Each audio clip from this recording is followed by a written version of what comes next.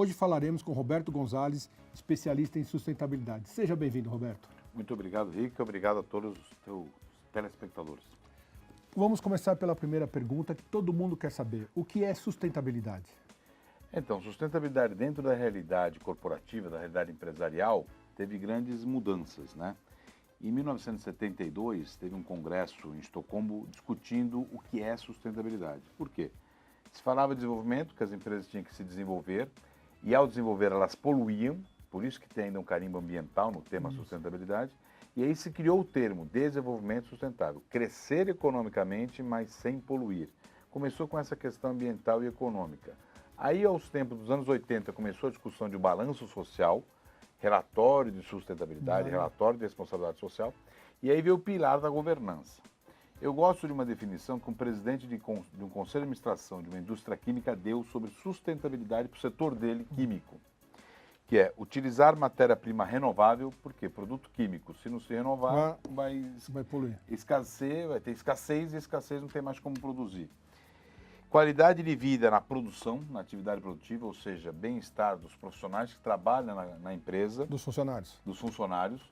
Que os produtos tragam bem-estar para a vida das pessoas e que seja rentável aos acionistas. Ou seja, numa frase só, ele colocou governança social, ambiental e econômica. Como transformar isso na nossa realidade brasileira dos empresários entenderem claramente o que é sustentabilidade? Então, Rica, a realidade, cada empresário tem que trazer para a sua realidade corporativa, entender qual o impacto maior. Uma indústria, com certeza, terá um impacto ambiental muito grande. Já uma empresa de prestador de serviço, o impacto ambiental será muito menor. Então, a primeira coisa que deve ser feita é um diagnóstico do impacto social, ambiental, que tem dentro de cada organização. E essa organização será impactada muito mais na questão dos profissionais que trabalham na empresa. Uma prestadora de serviço depende muito da qualidade das pessoas que trabalham em sua organização. Quando teve o atentado às Torres Gêmeas, uma assessoria de investimentos falou, eu perdi minha empresa, porque o banco de dados estava na outra torre e os profissionais que trabalhavam na minha empresa, infelizmente, não estão mais vivos. Então, depende muito dos profissionais. Quando você fala de uma indústria, todo parque tecnológico tem que ser um parque limpo, tem que ser um parque que polua pouco. Né? E isso como é que impacta o desenvolvimento econômico? Deixa eu só te fazer com recursos financeiros? uma pergunta. Isto serve também para as pequenas e médias empresas? Imagina uma padaria. Não podemos esquecer que o Pão de Açúcar começou como uma padaria. Doceria. E o que é hoje? Uma potência. Uma farmácia no bairro da Aldeota, em Fortaleza. Ela tem a preocupação. Você entra na farmácia, a primeira coisa que você vê o quê? Você vê o balanço. Balanço, ou seja, ela tem transparência, que é um pilar de governança. Aí nós podemos entrar no assunto governança sustentável. Né? Que é importante também você ter o pilar. Quem veio primeiro? O ovo ou a galinha? Então, a empresa é sustentável porque ela tem governança ou ela tem governança porque ela é sustentável? O biscoito vende mais porque é fresquinho ou é fresquinho porque vende mais? Na verdade, a organização tem que ter as duas questões chaves presentes. Tanto a sustentabilidade como a governança. Não dá para você viver sem as duas coisas juntas. Então, isso vale para uma pequena empresa também. Beleza. E nesse foco da governança, então vamos falar bem claramente, você acredita que a cultura da empresa ela é fundamental nesse processo de governança sustentável? Sem dúvida nenhuma. Se a empresa não tiver claro os seus valores, os seus princípios, como que ela nasceu, como ela foi fundada, como ela foi estruturada, ela não terá longevidade. Ela tem que entender os princípios que nortearam a sua fundação e entender as tendências do futuro, né? O que vai ocorrer, aonde o mundo é diferente. Então, por exemplo, Kodak. A Kodak não entendeu o mundo que estava ao seu redor, a nova realidade, o novo modus operandi das pessoas. As pessoas não imprimem hoje com tanta facilidade as suas fotografias e ela não entendeu essa nova realidade. Isso tem a ver com sustentabilidade e com governança. Então você acredita que todo esse processo é um trabalho de conscientização dos empresários brasileiros que precisam se estruturar melhor, entender a importância da governança? Porque hoje nós temos no Brasil, 85% das empresas e médias são familiares. Elas são pequenas e médias na sua maioria. E o dono da empresa ele tem alguns conceitos que ele tem um pouco de, como eu diria, de receio. Como transformar esse receio na importância da sustentabilidade ou da governança sustentável? O que nós atravessamos hoje no país passa bastante por essa questão da governança sustentável, porque ela tem a ver com os pilares da governança, prestação de contas, transparência, responsabilidade corporativa, e com a questão sustentável, tem a ver com ética. Então nós podemos dizer o seguinte, se você já nascer tendo claro os conceitos de ter governança sustentável, você vai levar em consideração o quê? A qualidade de vida dos seus profissionais. Porque você é bonzinho? Não. Porque você quer aumento da rentabilidade dos seus negócios. Você quer aumento dos recursos financeiros. Você vai poluir menos por quê? Porque você é bonzinho? Não, porque você vai ter menos multas dos órgãos ambientais e com isso também vai contribuir para você ter menos custos e aumento da sua rentabilidade. E por que você vai ser ético? Para você não ser pego na futura Lava Jato, que sempre terá uma Lava Jato existente no país. Então a governança sustentável traz o pilar da ética, traz o pilar de menos custos, traz o pilar da nova realidade, do consumidor do futuro, do ser humano hoje, do jovem hoje, que está com 6 anos de idade e que amanhã não vai abrir mão de consumir produtos e serviços de empresas que sejam sustentáveis e tenham governança. Então, nós estamos falando em ética. Ética é uma coisa, não vamos entrar do lado político da coisa, vamos entrar do lado empresarial. Por exemplo, todo mundo fala do cigarro, que o cigarro é ruim, faz uma série de coisas. Mas você hoje te convida para ser presidente da Souza Cruz e te pagam 100 mil por mês, você vai ou não vai? E você é contra o cigarro. Como é que fica essa história? Primeiramente, é uma pergunta difícil, complicada, mas você conhece bem. Eu tenho uma questão clara que todo produto que é legalizado pela sociedade tem o direito de existir. Se a sociedade entende que esse produto é tão nocivo à saúde humana, ele deveria ser proibido de ser produzido. Então, a sociedade aceitando isto, então eu seria CEO tranquilamente. Como existem projetos, por exemplo, de tirar as crianças das lavouras do fumo. Do fumo. Né? E ter fumo orgânico com plantações com menos pesticidas. Então existe, cada organização no seu negócio, na sua atuação, pode desenvolver sim atuações mais sustentáveis. Eu posso produzir armas que, por exemplo, não destravem e não voltem para trás e matem o policial, por exemplo, né? Então, você vai dizer, poxa, até a indústria armamentista também, inclusive a indústria armamentista também pode. Então, todo o setor que é legalizado pela economia pode sim ser sustentável e praticar a governança. Agora, é lógico que eu não vou dizer que o Fernandinho Beiramar vai ser sustentável ou ter governança, porque é uma coisa ilegal. Tá, entendi. Então, no seu conceito, o que é legal e regularizado é perfeito. Eu pergunto a você agora, Roberto, com toda a sua experiência ao longo desses anos que eu te conheço, você conhece muito governança corporativa, eu diria a seguinte coisa: como ter mais governança nesse país onde as pessoas ainda existem a lei de Gerson, eu quero levar vantagem. Eu acredito que isso é uma coisa muito difícil. Eu acho que talvez seja uma conscientização para os nossos filhos. Eu tenho filhos um pouco maior que você, você tem filhos pequenos, mas para os nossos netos talvez.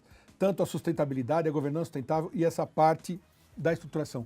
Como fazer isso, que esse conceito de governança, que a gente discute muito em várias entidades, você é um cara que conhece muito essa área, como fazer essa conscientização do empresário na parte da governança e na parte da ética para acabar com a lei de Gerson?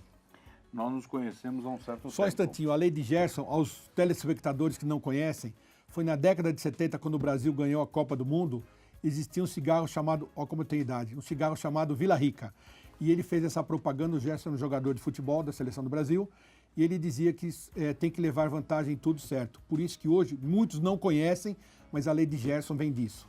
Desculpa te cortar, Roberto. Não, tranquilo. Acho que é importante porque tem gente nova que não conhece. Eu ministro aula para pessoas que não sabem o que é inflação. Então, 80% ao mês, que nós vivemos 80% ao mês. Né? Então, tem isso. Na verdade, nós nos conhecemos há um certo tempo. E você me chamou aqui porque me conhece. Então, ou seja, as empresas vão entender que quanto mais os públicos diversos que se relacionam com ela conhecerem ela melhor, será um aspecto fundamental. Então, ou seja, eu estou falando de transparência e prestação de contas. Aquela farmácia em Aldeota que eu comentei contigo, ela existiu quando um shopping center foi construído e 2 mega drugstores foram construídas, 5 farmácias do bairro quebraram. Essa não quebrou. Por que será que ela não quebrou? Porque você entrava na farmácia e o balanço do mês estava lá no balcão para ver. Ou seja, ela praticava a governança e a sustentabilidade. Ela tinha uma preocupação em ter um envolvimento com o bairro. Tanto é que no conselho que ela constituiu, uma farmacinha com 12 funcionários, constituiu um conselho. Um morador do bairro fazia parte deste conselho também. Ou seja, uma pequena empresa teve governança, teve sustentabilidade. Ela viu que isto agregava valor. Quando o empresário ver que ser transparente, prestar contas, agrega valor ao seu negócio, tem um comprometimento maior, uma lealdade maior dos seus usuários dos seus produtos, com certeza ele praticará isso. Isso depende do tamanho da empresa, exatamente. Roberto, vamos falar um pouquinho sobre a transparência. A transparência entre sócios. Porque na primeira geração a transparência é uma coisa, eu vou invadir um pouco um outro assunto, mas eu sei que você conhece bem também. A transparência entre os sócios da primeira geração é um negócio muito transparente, muito claro. Na segunda geração ela já não é. Então como é que você enxerga isso, essa transparência entre sócios na primeira geração, que ela é muito fiel, e na segunda, terceira, a coisa já tem que ser muito mais detalhada e clara e escrita?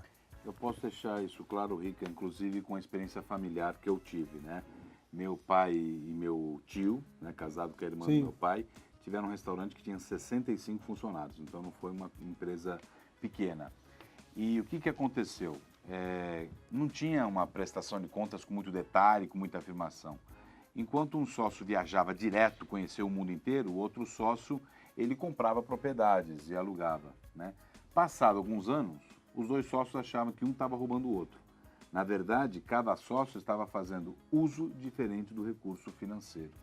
Então, por isso que a prestação de contas é importante sempre existir. Sempre. Fundamental. Né? Quem tem sócio tem patrão. Exatamente. Você não está achando que está desconfiando. Você tem a prestação de contas, controladoria, auditoria, justamente para não desconfiar do seu sócio. Quanto mais controles, quanto mais auditoria, quanto mais regras estiverem claras entre os sócios, menos desconfiança terá. Por exemplo, um filho não pode chegar no escritório e falar, eu preciso aí de R$500, e o pai sai dando R$500 do caixa da empresa. Ele pode dar R$500 a carteira dele, da empresa não. Nunca. Então, as regras claras fazem com que ninguém desconfie. Você não cria as regras ou implanta auditoria porque você está desconfiando da pessoa. Você implanta isso para evitar de desconfiar. Eu digo isso porque você também já fez isso, implantar controles, auditorias, e aí fala, não, mas você está implantando isso porque está desconfiando de mim? Onde já se viu, meu primo está desconfiando de mim? Não, está implantando isso justamente para que ninguém desconfie de ninguém e a empresa cresça e se desenvolva. A gente está cheio de exemplos aí de empresas que quebraram e eram mega, empresas de faturamento de bilhões, quebraram por quê? Porque não tinham controles, não tinha essas ferramentais, existia uma grande desconfiança. E o gasto era todo tirando da empresa. Roberto, estamos chegando ao fim do programa e eu gostaria só que você fizesse um rápido relato sobre governança e ética para a gente encerrar e mostrar aos nossos telespectadores a importância disso. Para pensar um pouquinho, Rica. Se você tem transparência, ou seja, o desejo de informar, você pergunta para o seu interlocutor, para o funcionário, para aquele que compra os seus produtos, o que ele quer saber sobre a sua empresa. Se você é responsável corporativamente, leva em consideração todas as variáveis que impactam, você se preocupa com ergonomia no ambiente de trabalho, com o profissional que trabalha na sua organização, isso é um caminho para que você seja ético. Você está tendo condutas corretas com as pessoas que trabalham na sua empresa, você está tendo condutas corretas com profissionais que trabalham, prestam serviço para a sua organização, com as pessoas que compram seus produtos e serviços. Então, ou seja, a governança é um caminho para atingir conduta ética. Obrigado, Roberto. Se você quer ver este e outros programas de gestão familiar, acesse o nosso site ou baixe o nosso aplicativo. Muito obrigado e até a próxima.